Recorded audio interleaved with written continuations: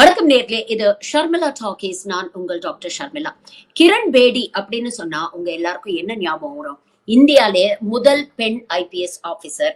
அதே மாதிரி prestigious Rahman Magsaysay award வாங்கியிருக்கிறாங்க. அதுக்கப்புறம் யுஎன் உடைய பீஸ் கீப்பிங் டிபார்ட்மெண்ட்ல வந்து முதல் சிவிலியன் போலீஸ் ஆபீசரா, அதுவும் முதல் முறையாக ஒரு பெண் வந்து அந்த பதவியை ஏற்றாங்க அப்படிங்கறது அவங்களுக்கு ரொம்ப பெருமை தரக்கூடிய ஒரு விஷயம். அதுக்கப்புறம் பாத்தீங்கன்னா அண்ணா ஹசாரேயுடைய அந்த ஆந்தோலன்ல கரப்ஷனுக்கு எதிராக ஊழலை ஒழிக்கிறோம் அப்படிங்கிற அந்த ஆந்தோலன்ல வந்து ஒரு முக்கியமான பார்ட் பிளே பண்ணவங்க வந்து கிரண் பேடி. அதுக்கப்புறம் பாஜக மூலமாக பாண்டிச்சேரியில கவர்னரா அப்பாயிண்ட் பண்ணி பாண்டிச்சேரியில இவங்க எவ்வளவு எல்லாம் பிரச்சனை பண்ணாங்க, எவ்வளவு எல்லாம் அங்க இருக்கக்கூடிய அரசாங்கத்துக்கு தொல்லை கொடுத்தாங்க பாஜக சார்பில், இதெல்லாமே நாம பார்த்திருக்கோம். ஆனா பொதுவாவே கிரண் பேடி அப்படின்னாலே ஒரு ஆனஸ்ட் ஆபீசர், ரொம்ப அப்ரைட் ஒரு போலீஸ் ஆபீஷியல், எல்லாரும் வந்து இவங்கள மாதிரி இருக்கணும் அப்படிங்கிற ஒரு இமேஜை இவங்க கல்டிவேட் பண்ணி வச்சிருந்தாங்க இல்லையா? ஒரு பழமொழி சொல்லுவாங்க, ஒய்யார கொண்டையான் தாழம்பூவான் உள்ள இருக்கிறதெல்லாம் ஈரும் பேணுமா அப்படின்னு. அந்த மாதிரி இந்த அம்மாவுடைய கதையை இன்னைக்கு வெளிச்சத்துக்கு கொண்டு வந்திருக்குது நியூஸ் லாண்ட்ரி. ஒரு இன்வெஸ்டிகேட்டிவ் சீரீஸ் பண்ணிருக்கிறாங்க. இதுல இந்த அம்மா தன்னுடைய சொந்த குடும்பத்துக்காக எப்படி எல்லாம் சட்டங்களை வளைத்திருக்கிறாங்க, முக்கியமான எவிடன்சஸ் எல்லாம் எப்படி மறைச்சிருக்கிறாங்க அப்படிங்கிற விஷயத்த கொண்டு வந்திருக்காங்க வெளியில. ரொம்ப எக்ஸ்ப்ளோசிவான ஸ்டோரி. அதை பத்தி தான் இன்னைக்கு காணொலியில நம்ம பார்க்க போறோம். நாம பேசுற காலகட்டம் பாத்தீங்கன்னா 2003 வருடம், அதாவது கிட்டத்தட்ட ஒரு 22 வருஷத்துக்கு முன்னால நடந்த ஒரு கதை. அந்த டைம்ல ஒரு பிரபல ஹிந்தி சேனல்ல ராந்தேவோ வித் சிமி கரேவால் அப்படிங்கிற ஒரு இன்டர்வியூ வரும். அந்த இன்டர்வியூல கிரண் பேடியும் அவங்களுடைய மகளான சைனா அப்படிங்கிறவங்களும் வந்து சேர்ந்து கெஸ்டா வந்தாங்க.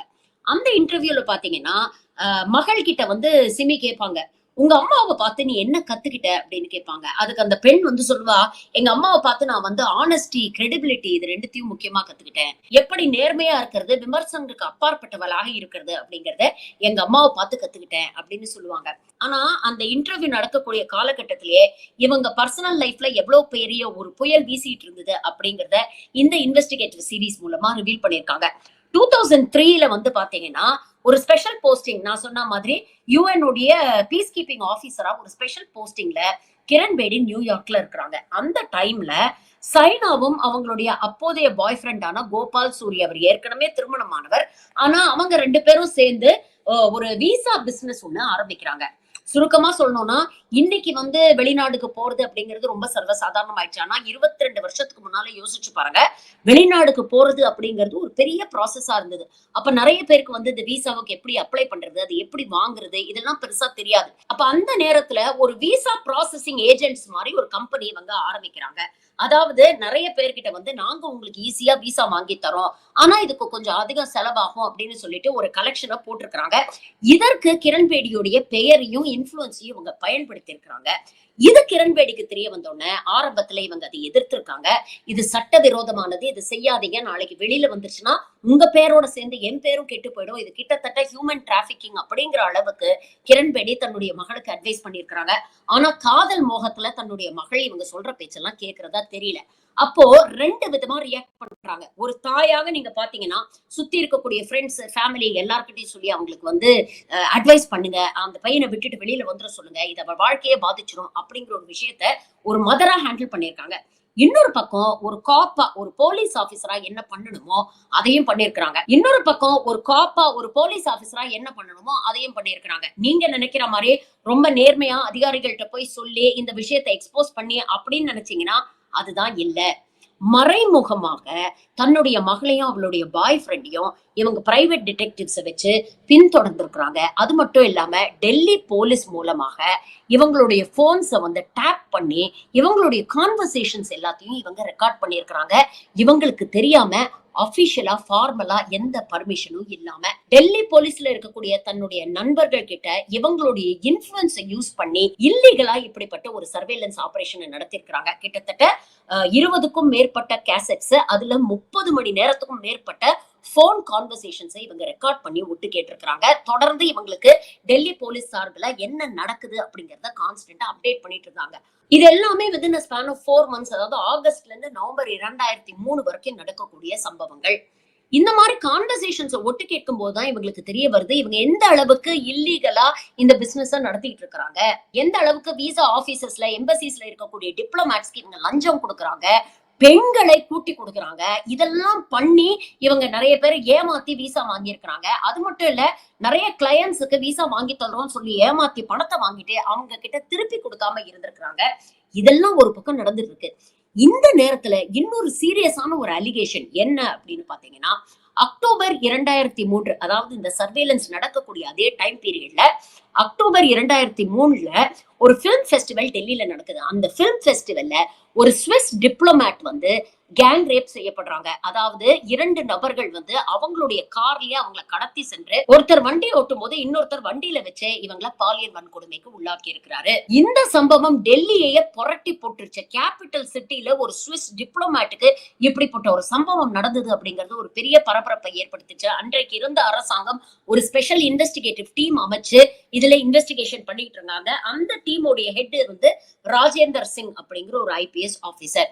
இதுல என்ன முக்கியமான விஷயம் அப்படின்னு பாத்தீங்கன்னா, இந்த சம்பவம் நடந்த ஒரு சில நாட்கள்லயே கோபால் சூரிக்கும் அவருடைய நண்பரான ஷாஜிக்கும் ஒரு போன் கான்வர்சேஷன் நடக்குது.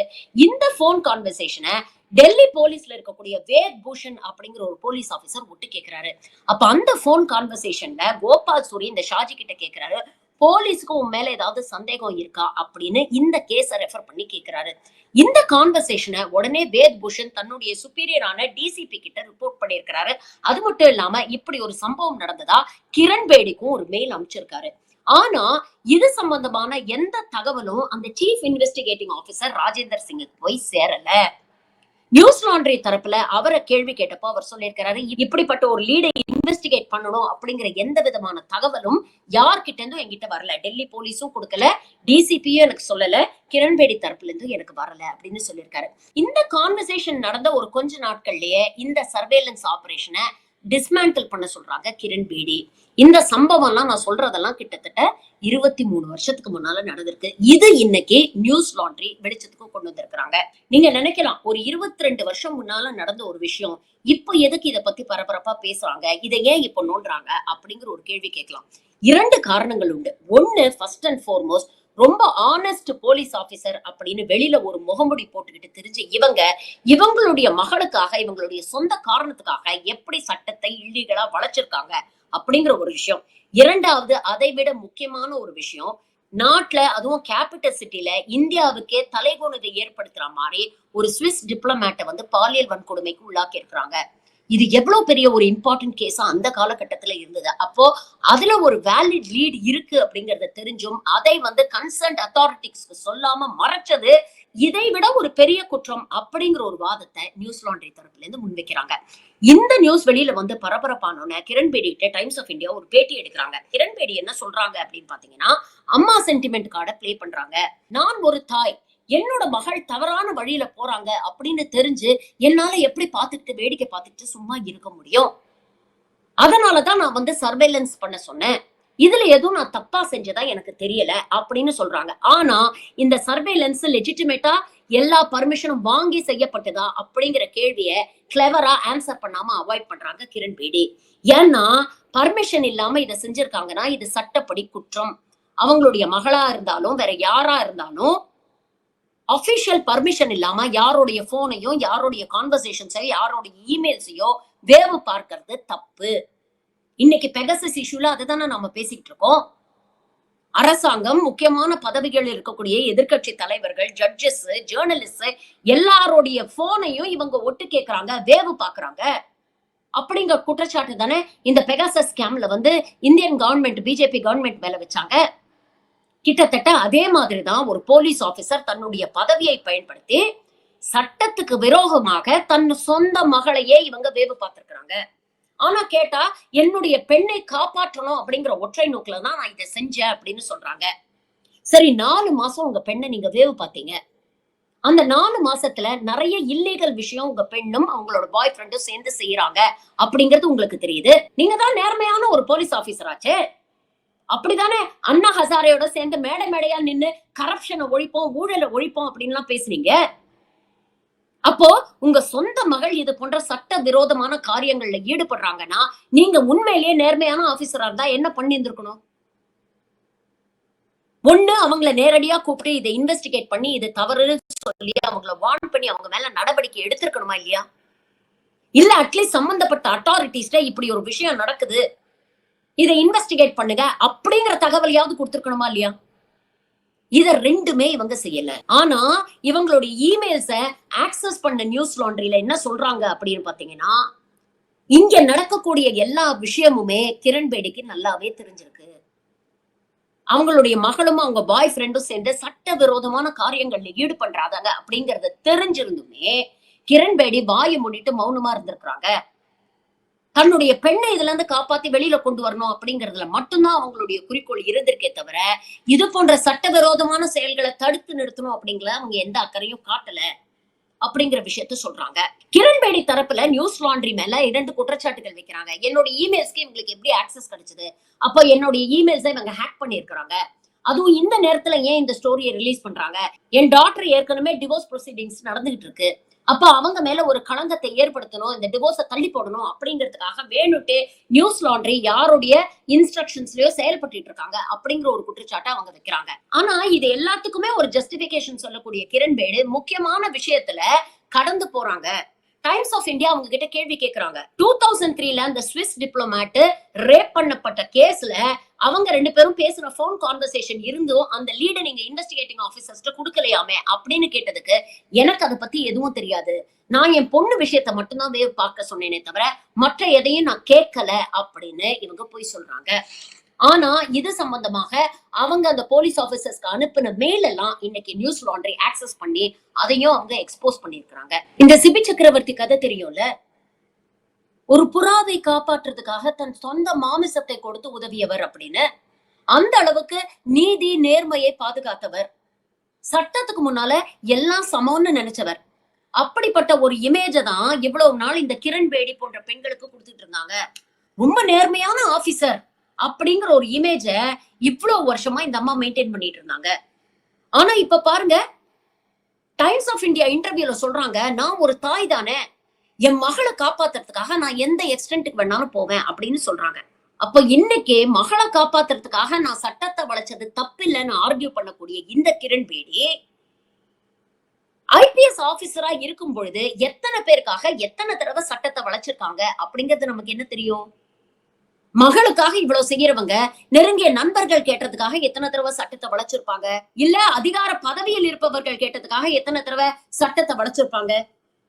வினோத் ராயோடைய கதை ஞாபகம் இருக்குல்ல, இந்த 2G ஸ்கேம்ல 1,76,000 கோடி ஊழல் நடந்தது அப்படின்னு வெளியில சொன்னவர் அவர் தான். அப்புறம் பின்னால அந்த வழக்குல இருந்து ஆர் ராசா கனிமொழி அவர்கள் எல்லாம் விடுதலை ஆனதுக்கு அப்புறம் நான் தவறா சொல்லிட்டேன், என்ன மன்னிச்சிடுங்க அப்படின்னு பகிரங்கமா மன்னிப்பு கேட்டாரு.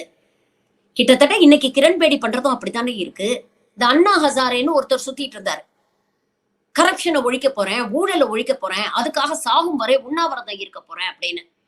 பாஜக ஆட்சிக்கு வந்ததுக்கு அப்புறம் அவருக்கு செலக்டிவ் அம்னீஷியா வந்துருச்சு. இப்ப மனுஷன் எங்க இருக்காருன்னே தெரியல. ஆனா ஒரு காலத்துல இவரோட மேடையில நின்னு இவர் கூட போராடினவர் இந்த கிரண் பேடி. அந்த விசுவாசத்துக்காக அவருக்கு போடப்பட்ட எலும்பு துண்டுதான் பாண்டிச்சேரியோட லெப்டினன்ட் கவர்னர் அப்படிங்கிற பதவி. அந்த பதவியில உட்கார்ந்து அந்த அம்மா என்னெல்லாம் பாண்டிச்சேரி அரசாங்கத்தை பாடுபடுத்துச்சு அப்படிங்கறத நம்ம பார்த்துட்டே இருந்தோம். அப்போ உங்களுக்கு வேண்டியவர்களுக்காக நீங்க சட்டத்தை எப்படி வேணாலும் வளைப்பீங்க, முக்கியமான கேஸ்ல ஏதாவது ஆதாரம் மாட்டினாலும் அதை பத்தி கவலைப்பட மாட்டீங்க, அடுத்தவங்களுக்கு நியாயம் கிடைக்கணும் அப்படின்னு நினைக்க மாட்டீங்க. நீங்க உண்மையிலேயே நேர்மையானவரா இருந்தா விசா பிசினஸ் பண்றோம் அப்படின்னு சொல்லி எத்தனை பேரை பொய் சொல்லி ஏமாத்தி பணம் படிச்சிருக்காங்க உங்க மகளும் அவங்களோட பாய் ஃப்ரெண்டும். அப்ப அவங்களெல்லாம் நீங்க எக்ஸ்போஸ் பண்ணிருக்க வேண்டாமா? பாதிக்கப்பட்டவங்களுக்கு அவங்களோட பணத்தை திருப்பி வாங்கி கொடுத்துருக்க வேண்டாமா?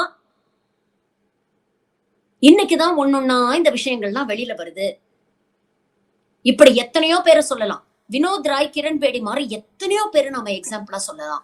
ரஞ்சன் கோகோய் அப்படிங்கிற ex chief justice of India தன்மேல் இருந்த பாலியல் குற்றச்சாட்டை இவரே விசாரித்து இவரே தீர்ப்பு வழங்கிட்டாரு, நான் நிரபராதி அப்படின்ட்டு. பிற்காலத்துல பாபர் மசூதி வழக்குல தீர்ப்பு கொடுத்த அந்த கான்ஸ்டிடியூஷன் பெஞ்ச்ல இவரும் ஒருவர். ஆனா அந்த தீர்ப்புல யார் இந்த தீர்ப்பை எழுதுனாங்க அப்படிங்கறதே அந்த மென்ஷன் பண்ணிருக்காங்க அந்த தீர்ப்பு. அப்படிப்பட்டவருக்கு எம்பி பதவி கொடுத்து அழகு பார்த்துருச்சு பாஜக அரசு. சஞ்சய் மிஸ்ரா இடியோடைய டைரக்டர் கிட்டத்தட்ட 3 தடவை எக்ஸ்டென்ஷன் கொடுத்து அவரை தொடர்ந்து 5 வருஷம் இடியோடைய சீஃபா வச்சிருந்தாங்க. இந்த காலகட்டத்துலதான் எதிர்க்கட்சி தலைவர்கள் மீதும், இந்த காலகட்டத்துலதான் பல கார்ப்பரேட்டுகள் மீதும் எதிர்க்கட்சி தலைவர்கள் மீதும் இடி ஏவி விடப்பட்டது. 193 கேஸ் போட்டதுல 2 கேஸ்ல தான் கன்விக்ஷன் வந்திருக்கு. மத்தவங்க எல்லாம் பாஜக வாஷிங் மிஷின்ல போட்டு மனித புனிதர்களாகி பாஜக ஜாயின் பண்ண உடனே அவங்க மேல இருக்கக்கூடிய வழக்குகள் எல்லாம் மூடப்பட்டது. இன்னைக்கு அந்த சஞ்சய் மிஸ்ரா ரிட்டையர் ஆனதுக்கு அப்புறம் அவரை பிரைம் மினிஸ்டருடைய எக்கனாமிக் அட்வைசரி கவுன்சில்ல ஒரு ஃபுல் டைம் மெம்பரா சேர்த்திருக்கிறாங்க. இந்த மாதிரி ஏவல் நாய்களுக்கு என்னைக்குமே ரிட்டையர்மெண்ட் கிடையாது. என்னைக்குமே ஏதாவது ஒரு விதத்துல எலும்பு துண்டுகள் வந்துகிட்டே தான் இருக்கும். வெளியில பாக்குறதுக்கு தான் நீதி, நேர்மை, நியாயம் அப்படின்லாம் பேசுவாங்க. இப்போ அண்ணாமலை பேசுறாரே, நீதி சார், நியாயம் சார், நேர்மை சார், ஊழல் சார் அப்படின்னு பேசுறாங்களே, இவங்களுடைய வாழ்க்கையை தோண்டி பார்த்தாதான் மோஸ்ட் கரப்ட் பீப்புளா இவங்க தான் இருப்பாங்க. இன்னைக்கு பாஜகவுக்கு ஆதரவாக செயல்படக்கூடிய பல பேருடைய முகத்திரை இப்படி ஒண்ணுன்னா கிழிஞ்சுக்கிட்டு இருக்கு. அதுல லேட்டஸ்ட் அடிஷன் தான் இந்த கிரண் பேடி.